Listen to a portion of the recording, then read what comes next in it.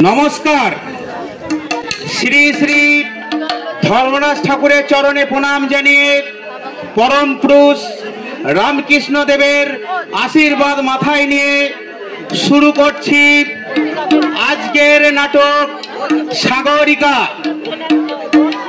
রচনা অগ্রদূত, নির্দেশনা রাজেশ মন্ডল, পরিবেশনা গোমরা নবারুণ সংঘের মহিলা সদস্যবৃন্দ, পরিচালনায় গোমরা ভাই ভাই সংঘ। শুরু হচ্ছে আজকের নাটক সাগরিকা।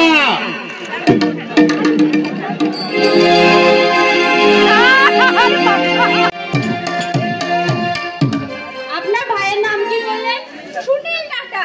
রায়গঞ্জে নেমে আপনি তাকেই বলবেন, টাটা সাহেবের বাড়ি সবাই দেখিয়ে দেবে। আমার ভাই টাটা সাহেব নামেই পরিচিত ওখানে। আর দেখুন তো আমরা স্বামীর সঙ্গে কিভাবে ইংরেজিতে কথা বলবো। বলেই হয় না বাঙালির ছেলে। আমাদের বকুল যে অত ইংরেজি জানে না। সে আমরা তৈরি করে নেব। 6 মাস পরে এলে আপনার বোনকে দেখে আপনি চিনতেই পারবেন না। আপনার স্বামী কি করেন? হার্ডওয়্যার মার্চেন্টে বিরাট ব্যবসা, সিনেমার হল আছে দুটো, আরো নানা রকম কারবার।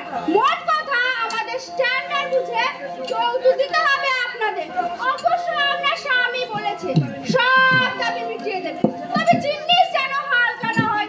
বুঝতেই তো পারছেন আমাদের একটা ট্যাটাস আছে। তা তো নিশ্চয়ই, কিন্তু বুঝতেই তো পারছেন বিধবার মেয়ে, ভগ্নির প্রতি কাঁধে দায় এসে পড়েছে, তা নিজের আবার মেয়ে আছে। সব দিক চিন্তা ভাবনা করেই দেখতে হবে। দেখুন, একটা আমিও সত্য কথা বলছি, আপনি রাগ করবেন না। আপনাদের ট্যাটাসের সঙ্গে আমাদের জিনিস হয় না, তবুও রাগ বলছি কেন? আপনার বোনকে দেখে আমাদের খুব পছন্দ হয়েছে, বিশেষ করে আমার ভাইয়ের। কথাবার্তা পাকা হয়ে গেল বড় বউ। এক প্রকার বেঁচে গেলি মা। এ যুগে কন্যা নয় যে কি চাই, যে মেয়ে না আছে সে বুঝবে না।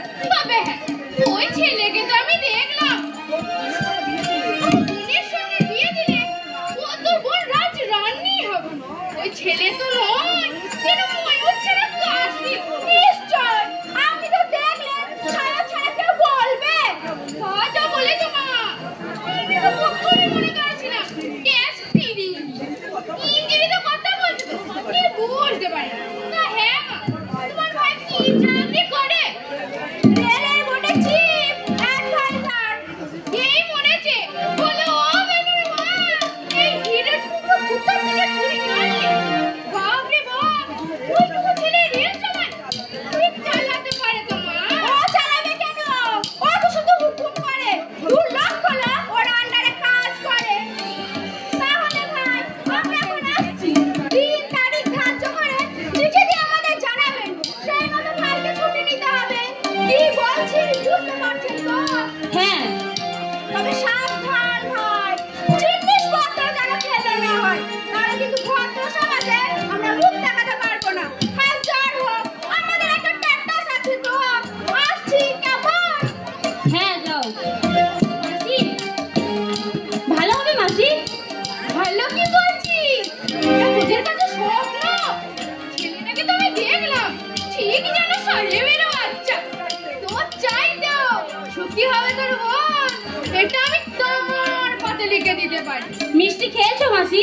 হ্যাঁ মা, খেলাম। এই লোভেই তো তোদের বাড়িতে আসা।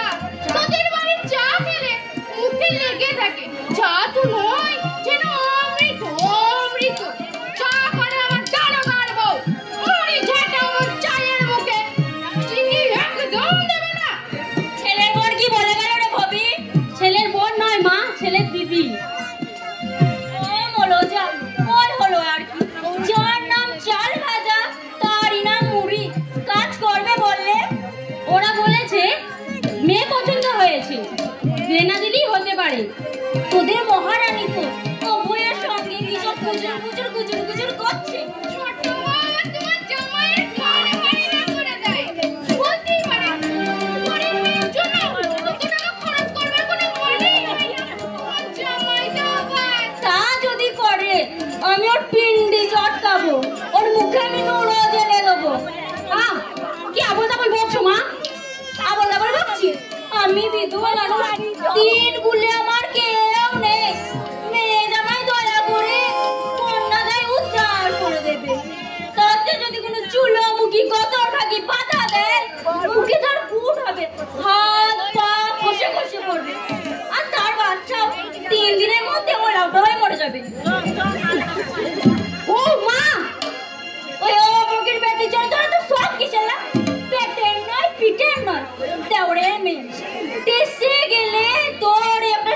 কমবে মরণ দশা। কানে নিও না ঠাকুর, মায়ের কথা কানে নিও না। মা নপুজি আমার কি, মা তা কি করে বুঝবে? তাছাড়া এসব কথা সাগরিকার কানে গেলে সাগরিকা কি ভাববে? ভালো ভালো মকুলের বিয়েটা হয়ে যাক, মাকে আমি দেশের বাড়ি পাঠিয়ে দেবো। ভাসু ঠাকুর তোমাকে ডাকছে। কেন রে? কোথায় মকুলের বিয়ে সম্বন্ধে কিছু আলোচনা করবে। ছেলেটাকে তোর পছন্দ ছোট? না, আমার কিন্তু ছেলেটাকে পছন্দ নয় বদ্দি। কেন? তোমার দেওর যখন রায়গঞ্জ কলেজে অধ্যাপনা করতো তখন আমি ওকে দেখেছি। 2 দিন মদ খেয়ে রাতাল হয়ে রাস্তায় পড়েছিল। একদিন পুলিশ এনে ধরে হাজতে পুড়ে দেয়, একদিন তোমার দেওর ধরে নে আমাদের বাড়ির বারান্দায় শুয়ে দেয়। তোমার একটা কথা আমি বিশ্বাস করি না বাবু, তোমার পেটে পেটে শুধু হিংসে। আমার মেয়ে সৌভাগ্য, তুমি হিংসে মরে যাচ্ছ। মা তুমি চুপ করবে? কেন চুপ করবো? আমি ওর খাই না পড়ি, উচিত কথা বলতে আমি আমার স্বামীকেও ছাড়ি না। ও তো মেয়ে যা।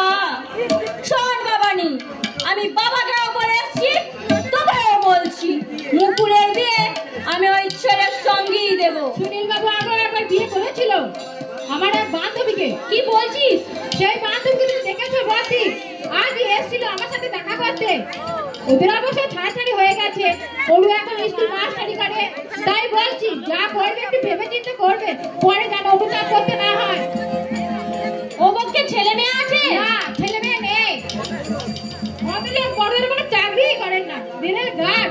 তবে ভগ্নপতি বিরাট অবস্থা, উনি সত্যিই বড় লোক। দ্বিতীয় মহাযুদ্ধে দৌলতে লোহার লস্করে ব্যবসা করে ধনী হয়েছে, সত্যি বড় লোক।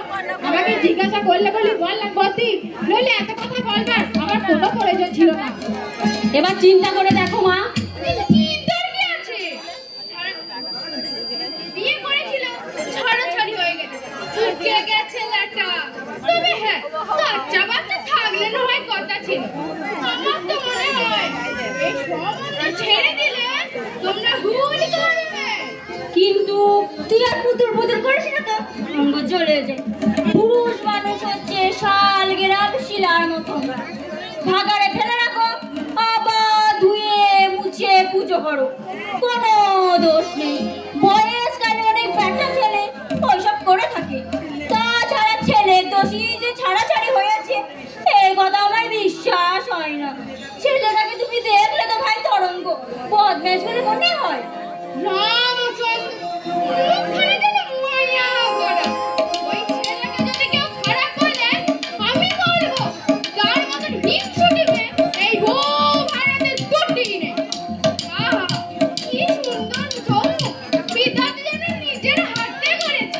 হ্যাঁ, ছেলে যে ভালো সে কথা মানতে হবে। আমার সব কথা ভাবি, এই সম্বন্ধ তোরা যদি না করিস তাহলে মেয়ে আমি দেশের বাড়ি চলে যাবো। ওই চার বাবুকে একটা কথাও আমি বিশ্বাস করি না। হিংসে চলে পুরে মরতে হারাম যাবে। আমার মুখে সৌভাগ্য ও সহ্য হচ্ছে না।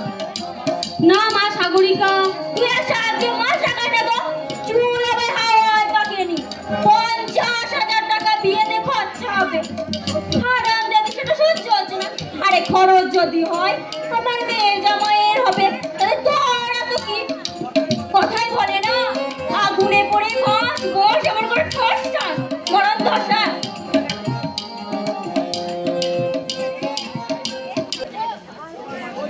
তোমার মাসির বিয়েটা বেশ ভালোই হয়ে গেল তাহলে। হ্যাঁ, যাই বলো বাড়িতে, পাত্রটি তো দেখতে বেশ সুন্দর, তাই না? দেখতে খুবই ভালো, কিন্তু মাসির ইচ্ছে ছিল না ওখানে বিয়ে হয়। কেন? শুনেছিল নাকি খুব বড় লোক, অনেক টাকা পয়সা আছে, ছেলেকে অনেক রকম। তাহলে অবশ্য তোমার কারণ কি? সেটা সবার জন্য নাকি ভালো নয়, তাই নাকি? আর শুনলে তোমরা ছোটমা বলছিল ছোটমা সবাই থাকছিলে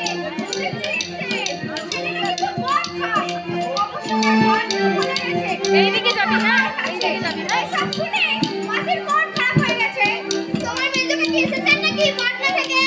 হ্যাঁ, কাঁধা করে এসেছে। হঠাৎ চলে এলো, মেজো কাকুর শরীর খারাপ তাই চলে এসেছে। চাকরি ছেড়ে দিয়ে এলো? না না, বদলি হয়ে এসেছে কলকাতার অফিসে। এখানেই থাকবে কোথায় কি জানি। ছোট মাকে ডেকে দাও না ভাই, আমার আবার তারা আছে। ওষুধ খেয়ে দিয়ে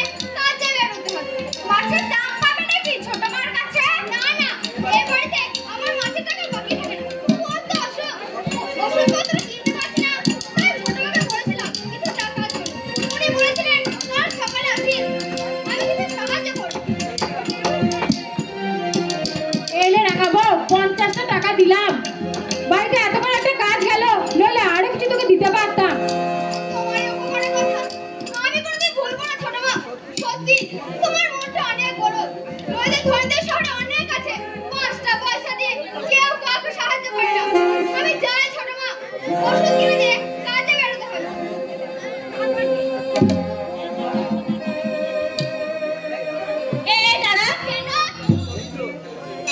দেখি তোর হাতে কোথায় কি নিয়ে যাচ্ছিস?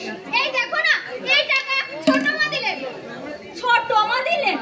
বাপি জমিদারি পেয়েছে, দান ছত্র খুলে বসবে। টাকাটাকে দিয়ে দিন মাসিমা, 5 টাকাকে জিজ্ঞাসা করি আমি ওকে দিয়েছি। ওলো চালতামুখী, থাম রে থাম। টাকা পয়সা কি ঘোড়ার কুচি? রোজগার করতে পরিশ্রম হয় না? কেউ চাইলে দিয়ে দিতে হবে, পরে তোরে খদ্দারি। কাউকে বিলোতে হয়, নিজে রোজগার করে বিলোবি। আমার মেয়ে যাবে টাকা, এমন রন্ধ করে আমি যেতে দিতে পারি না। তোমার এত গোড়ামি কেন দিদা?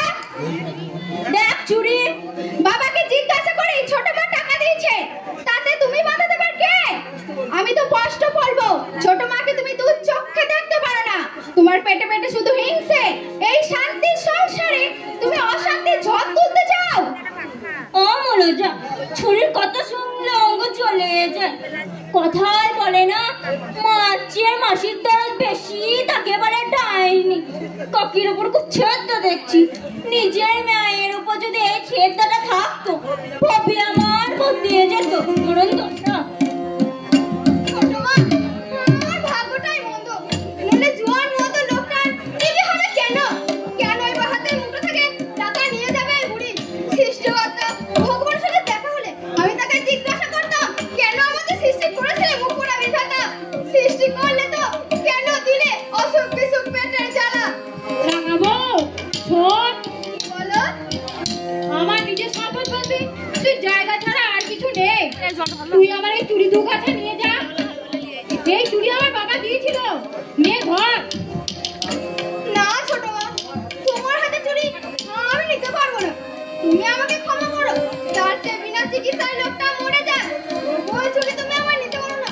আমার মহা পাপ হবে। দূর পাগলি, আমি তো বিধবা মানুষ। তা হোক, তুমি আমাকে এত সতর্ক ভাবলে কেন ছোট মা? হতে পারে আমি মুখ জেলে মেয়ে, তবু মেয়ে তো তোমার হাত খালি করে ও চুরি আমি নিতে পারবো না। তার চেয়ে দেখি মহাজনের কাছে ধার দিয়ে পাই কিনা। আচ্ছা রাঙাবো, তোর মা যদি জামাইয়ের অসুখ চুলে হাতে চুড়ি খুলে দিত, তুই নিতিস না? ছোট মা, তুমি অমন করে বলো না। গরিবের উপর তোমার এত মায়া, অথচ পোড়া বিধাতা তোমার সিঁদুরটুকু কেড়ে নিলেন। দাও, ওই চুড়ি দাও। এই নে, এই টাকা ফুরিয়ে গেলে আবার আসিস কেমন? ভয় নেই, হে গয়না আমার, কেউ কেউ কেড়ে নেবে না। তুই বরং এক কাজ করিস, আজ একবার আসিস। হাসপাতালের ডাক্তার বিনয় চন্দ্র বাবু, ওনার বন্ধু। আমি ওকে চিঠি লিখে দেবো, ভর্তি না করলেও ওষুধ দিয়ে দেবে, পয়সা লাগবে না। আজ বিকালে এসে না হয় চিঠিটা নিয়ে যান। তোমার বিচার নেই ভগবান। এমন ভালো মানুষকে তুমি অকালে বিধবা করে সুখ শান্তি কেড়ে নিলে। দুঃখ কষ্ট ভালো মানুষেরাই পায়। তোমার চোখ নেই মুখ পোড়া বিধাতা। তুমি কানা, তুমি কানা। কি বলছো মাসি? ছোট বউ? আমি নিজের কানে শুনেছি। ছোট বৌমা আমাদের দিদিকে বলছে, বিকেলে এসে চিঠিটা নিয়ে যা, আমি লিখে রাখবো। ভেবেছি ডুবে ডুবে জল খাবে, একটা বছর কাউকে বের পাবে না। কিন্তু 10 বছরের মেয়ে থাকতে মেয়ে মরেছে, আমি আর থাকে না। অজ্ঞান, অভিমান, সবই বড় হয়ে থাকে। এই বলে, ওর স্বামীর বিজয় আমার কাছে স্বর্গ। বলে বলে কাজ উঠাচ্ছে। ওখানে সবকিছু ওর হাতে। যাবে যখন, ওটা টাকা নিয়ে বেরিয়ে যাবে। তোমাদের মেজো বাবুটা হচ্ছে কাঁচা ছাড়া পুরো। তুই বই করে বলছিস তুমি পাড়ায় থাকো, আমি বাড়িতে থাকি। ছেলে মেয়েরা হোস্টেলে থাকুক, তুমি মাঝে সাথে গিয়ে দেখে আসবে। কানে নিচ্ছে না আমার কথা। বললো বাড়িতে দাদা আছে, দাদা আমাদের কোনোদিনই ঠকাবে না।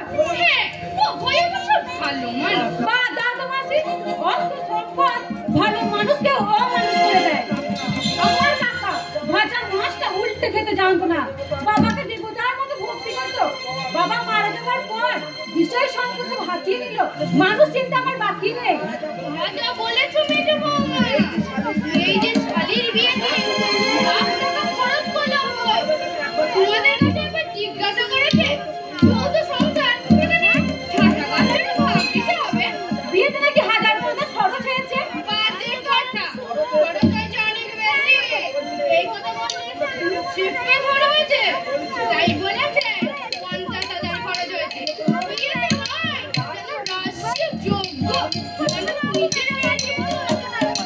করে না আমার লোক থেকে নিয়ে গো।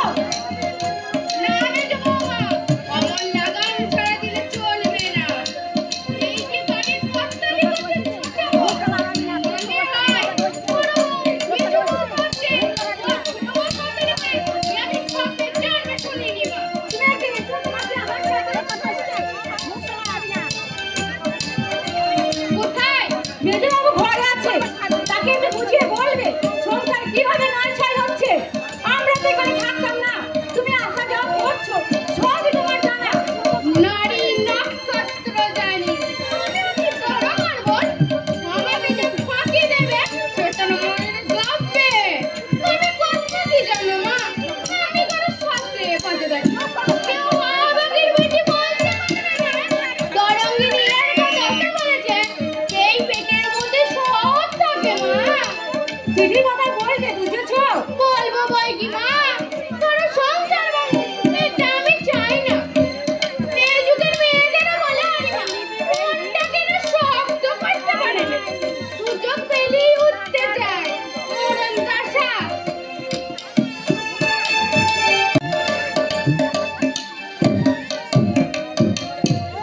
আজ আমার একাদশী, নির্জনে বসে যে একটু যে মালা জপ করবো তার মতো তোমার নেই।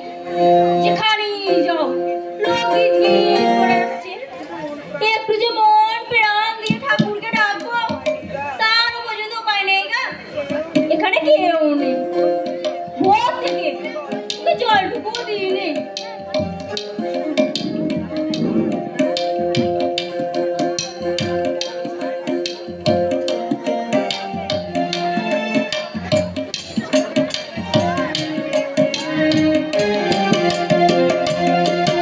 মনীষা, বড় মা তোমাকে ও মা তুমি কলা খাচ্ছ দিদা? আজ তো তোমার একাদশীর উপবাস, গলায় আছে পড়ে যাবে। আমি এক্ষুনি গিয়ে বাবাকে বলে দেবো দিদা না কলা খেয়েছে।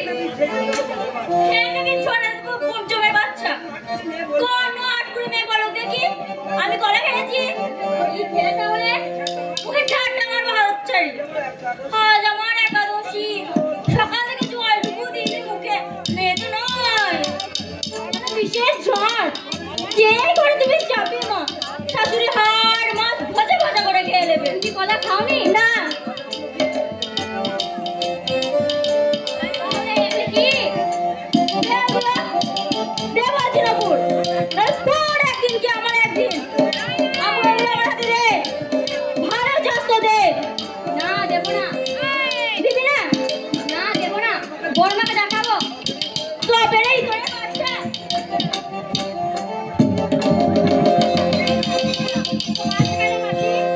মাছ কেন মাসি নাকি আমার বজ্জা তুমি পেটে ধরেছি। আমি হলে আতর ঘরে নুন খাই মেরে ফেলতাম। আমার দিকে আর আমি রাখতাম না। গুরুজনদের মাননি করবে না, যখন তখন মানুষের পিছনে লেগে যাবে। জমের বজ্জা দিদার আজ একাদশী, লুকিয়ে লুকিয়ে কলা খাচ্ছ দিদা। আমি বললাম তোমার না উপোস দিদা, কলা খাচ্ছ দে। বললো কই আমি তো কলা খাইনি। আমি যখন কলা খোঁজা দিয়ে বললাম বড় মাকে দেখাবো, বুড়ি আমাকে শুধু শুধু মারলো। আমি এক্ষুনি কি বড় মাকে বলে দেবো। না, মা খেলতে যাও, এসে পড়তে বসবে। আমি চাই না তোমার জন্য একটা অশান্তি সৃষ্টি হোক। যা খেলতে যা। আমার পায়ের তলার মাটি কি ধীরে ধীরে সরে যাচ্ছে। আমি কি ভুলের স্বর্গের কল্পনা করে এসেছি এতদিন। আমার বিরুদ্ধে একটা কল্পনা হচ্ছে, কিন্তু যত আঘাতই আসুক আমি নীরবে সহ্য করে যাব। আমার আদর্শ থেকে আমাকে কেউ বিচ্ছিত করতে পারবে না, বিচ্ছিত করতে পারবে না। পরে একটু শোনা তো ছোট সারাকাদি হলুদ বলদের মতো সংসারে ধানিতে ঘুরছি। একটু যে ধর্মকর্ম করবো তারও উপায় নেই। বস এখানে দাঁড়িয়ে রইলি যে। তোমার সাথে আমার কিছু কথা ছিল বাদি। কি কথা? এই চাবির কথা তোমার হাতেই রাখো। হঠাৎ এমন সুবুদ্ধি হলো যে? না, চাবি তো তোমার হাতেই থাকবার কথা। সংসার তোমার, আমি কেন সংসারে সব হয়ে মরি। তোর হাতে চুরি কি করেছিস? তোর হাতে চুরি নেই কেন? একজনকে দিয়েছি। আমি যদি সংসারের গিন্নি, আমার কাছে জিজ্ঞাসা করেছিস দেওয়ার আগে? চুপ করে আছিস যে? আমি না হয় একটা ফালতু লোক, মুখ্যু, কিন্তু তুই ভাসুরকে জিজ্ঞাসা করেছিস দেওয়ার আগে? এই সংসারে আমার নিজের বলতে কিছু নেই বদ্দি। না নেই, যৌথ সংসার, এখানে কাউকে দিতে হলে আগে বাড়ির বড়দের জিজ্ঞাসা করতে হয়। তুমি তো আমার মতন মুখ্যু নাও, তোমার উচিত ছিল। আমাকে ক্ষমা করো বদ্দি। মাসিমার ব্যবহারে আমি সব শুনেছি বেনুর কাছে। মা পাগল বলে তুইও তার সঙ্গে পাগলামি করবি। রাঙা বউকে বিকেলে আসতে বলতে পারতিস, আমি তোর ভাসুরের কাছে টাকা চেয়ে রেখে ওকে দিতাম।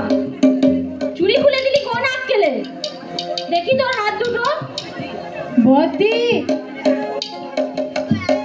ওকে আমি এখানে বসতে বলেছি। ছোটদের কর্তব্য শেখাও আর নিজে কর্তব্য করতে শেখুনি। বস এখানে।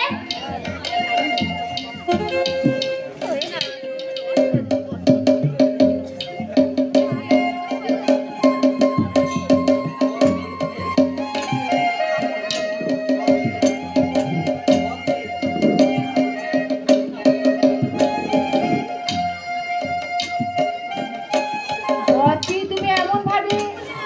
আমি তোকে রামায়ণ পড়তে বলেছি, সুর করে পড়বি। বেনুর মতন কবিতা পাঠ নয়, অযোধ্যা কাণ্ড, দশরথের মৃত্যু, ওখান থেকে শুরু করবি।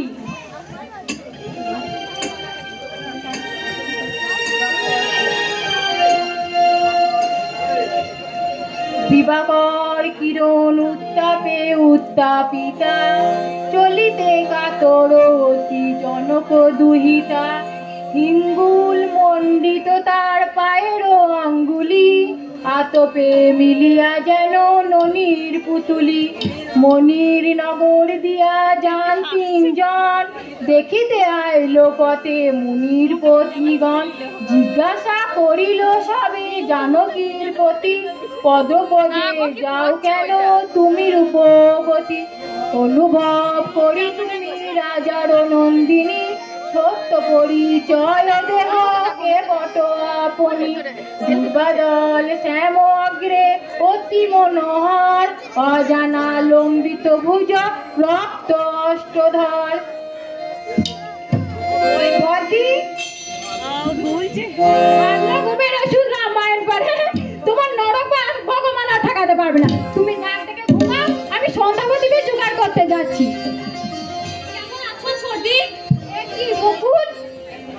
ভালো, কিন্তু তুমি এইভাবে আসতে নেই বুঝি? না না আসবে না কেন, কিন্তু কোনো চিঠিপত্র না দিই এইভাবে চলে এলে যে? তোমাদের মায়া কাটাতে পারিনি। কার সাথে এসছো জামাই? একাই চলে এসেছি। মুকুল তোমার কথাই সত্যি হলো ছোটি। আমার জীবনটা ব্যর্থ হয়ে গেল। আমি স্বপ্নেও ভাবিনি একটা জানোয়ারের সঙ্গে আমার বিয়ে হবে। একটা মাস যে আমি কিভাবে কাটিয়েছি একমাত্র ভগবানই জানে।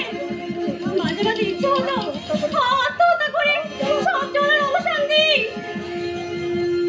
জীবন অমন করে মুখে আনা পাপ। কেন মরবে তুমি? এই যুগের মেয়েদের সামনে অনেক পথ খোলা আছে, 5টা টিউশনি করলে তো। সে কথা আমি জানি ছোটি, কিন্তু জামাই বাবু 50,000 টাকা খরচ করে আমার জন্য যে সুখের সওদা করলেন, আমি কি করে তাকে মুখ দেখাবো? ধরে করে নাকি? দেখবে ছোটি, দেখবে তুমি। এই দেখো স্বামী দেবতার আদরের চিহ্ন। লোকটা মানুষ না পশু? এইভাবে কেউ কাউকে মারে মানুষকে? রোজ রাতে নেশা করে সে বলতো না না ছাড়ান দাদি, যেসব ভাষায় গালাগালি দিত আমার মুখ দিয়ে বেরোবে না। ইঁদুর একটা। কিন্তু বাসু ঠাকুর নিজে দেখতে গিয়েছিলেন। জামাই বাবুর কথা ছাড়ো ছোটি, ওদের বাড়ির চাকরটা বলেছে আমার জামাই বাবুকে এক পাও বেরোতে দেয়নি। আর খবর কি ঘটা, সরল মানুষ, ওদের আদরেই ভুলে গেছে। তুমি ভিতরে গিয়ে কাপড় চোপড় ছাড়ো, আমি বড়দিকে ডাকছি। কেমন নিশ্চিন্তে ঘুমোচ্ছে বর্দি, এতটুকু চিন্তা ভাবনা নেই। মেয়েরা তো এইটুকুই কামনা করে। এর চাইতে যদি আমার সাধারণ ঘরে বিয়ে হতো অনেক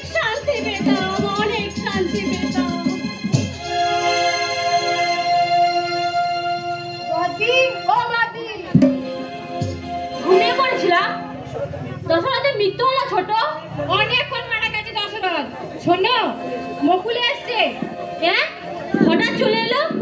সে কথা আমার মুখ থেকে না শুনে মকুলে থেকে শুনবে চলো। আমি নিষেধ করেছিলাম, তোমার মা যা নয় তাই বললো আমাকে। এখন তো বুঝলে আমি মিথ্যে বলিনি। তুই কি বলছিস আমি বুঝতে পারছি না। একটা মাসও সংসার করতে পারলো না হতচ্ছাড়ি, অথচ হাজার হাজার টাকা খরচা করে বিয়ে দিলাম। ও বিষকে মরতে ইচ্ছে করছে আমার। উনি নিজে গিয়ে বাড়ি ঘর দেখে এলেন, বলে নাম করা বড় লোক, বিরাট বাড়ি। ও ভবানী, হারামজাদি মেয়ে একা একা চলে এসেছে। যা কুল মান ডুবিয়ে দিল লক্ষ্মী ছাড়ি। বিদায় করে দে, জটিয়ে দূর করে দে। আমার কালামুখীর মুখ আমি দেখতে চাই না। সুখে থাকতে ভূত কিনল হারামজাদিকে। জামাইকে বল এক্ষুনি বাপ বিদায় করে আসতে। ব্যাপারটা আমাকে বুঝতে দাও মা। বুঝতে হবে না, আমি নিজে জামাইয়ের সঙ্গে গিয়েছিলাম, সব দেখে শুনে বুঝে এসেছি। জামাই একটু আধটু মদ খায়, তার দোষের কি আছে শুনি? তোর বাপের পয়সায় খায়, নিজে রোজগার করে খাচ্ছে, তোর কি লাভ? তোকে কি উপোস করিয়ে রেখেছে? ওর পিঠটা দেখুন। দেখতে হবে না বাচ্চা, দেখতে হবে না। তুমি আর উস্কিও না। কথাই বলে না, কি ঢং দেখালি পতি কম বলে দিলে হতো। তোমার হচ্ছে সেই বৃত্তান্ত। সামনে একটু আধটু মারবে, ওরটা কোনো দোষের নয়। ববি যখন পেটে ছিল, ওর বাপ নেশা করে এসে আমাকে লাথি মেরেছিল। 2 ঘন্টা অজ্ঞান হয়েছিলাম, তাই বলে স্বামীর ঘর করিনি আমরা। তোমরা করেছো দিদা, কিন্তু এই যুগের মেয়েরা করবে না। বলো ববি, তোর মেয়ের কথা শোন। সেটু ঠিকই বলছে। যুগ যুগ ধরে পুরুষরা বর্বর আচরণ করে আসছে নারীর উপর। নারী শুধু নীরবে সহ্য করে গেছে সেই কাপুরুষদের অত্যাচার। কিন্তু কেন সইবে নারী? তার দেহ কি পুরুষের মতো রক্ত মাংস অস্থি মজ্জায় তৈরি নয়? নারী কি শুধু সন্তান ধারণ করার যন্ত্র? তার স্বতন্ত্র অস্তিত্ব কেন থাকবে না? শুধু তাই নয়, দেশের জনসংখ্যার অর্ধেক হচ্ছে নারী। কেন সে অবহেলিত লাঞ্ছিত হবে? কেন পাবে না তার মর্যাদা? আসলে আমরা সচেতন নই, হীনমনতায় ভুগছি আমরা। পুরুষেরা আমাদের অবলা সরলা গৃহলক্ষ্মী কুললক্ষ্মী আখ্যা দিয়ে এতদিন গৃহকোণে বন্দি করে রেখেছিল। প্রত্যেকটি মেয়েকে সোচ্চার কণ্ঠে বলতে হবে, আমরা মানব না তোমাদের অপমান, সইব না তোমাদের নিষ্ঠুর অত্যাচার। আমরাও মানুষ, আমাদেরও সম্মানে এই সমাজের বুকে বেঁচে থাকার পূর্ণ অধিকার, পূর্ণ অধিকার। সাবধান দিদা, ইতরের মতো মুখ খারাপ করবে না। ছোট মায়ের কথা সেদিন যদি তোমরা শুনতে, মাসির জীবনটা এমন ব্যর্থ হয়ে যেত না। সমস্ত দোষ তোমার। মাসির মত ছিল না, অমত ছিল বাপিরও। পাছে তোমার জীবের ছোটা খড়খড় ঘুরে ওঠে, সেই ভয়েই বাপি মত দিয়েছিলেন। বললো কতর ভাগিরা, আমি কি করে জানবো ওপরে জীবন যখন ভেতরে খড়ের গাদর। কথাই বলে কালো মুরগিও দাদা ডিম করে সাদা সাদা। কাল হচ্ছে কলিকাল, শিয়ালে চাটে বাঘের গাল। ঘরে চাটা আমার সবাইকারের মুখে। মাথা গরম করো না মা, ওদের চিঠি দিয়ে এনে যদি একটা সমঝোতা করা যায় সেই চেষ্টাই করতে হবে। এতদিনে বুঝলাম দুধ থেকে যা চকচক করে সবই সোনা নয়। যত দোষ ওই চারটামুখী। মার খেয়েও কুকুর স্বামীর ঘর করতো। ওই ডাইনি আমার মেয়ের মনটাকে পিষিয়ে দিয়েছে। বিচার করো হে বাবা তারকেশ্বর,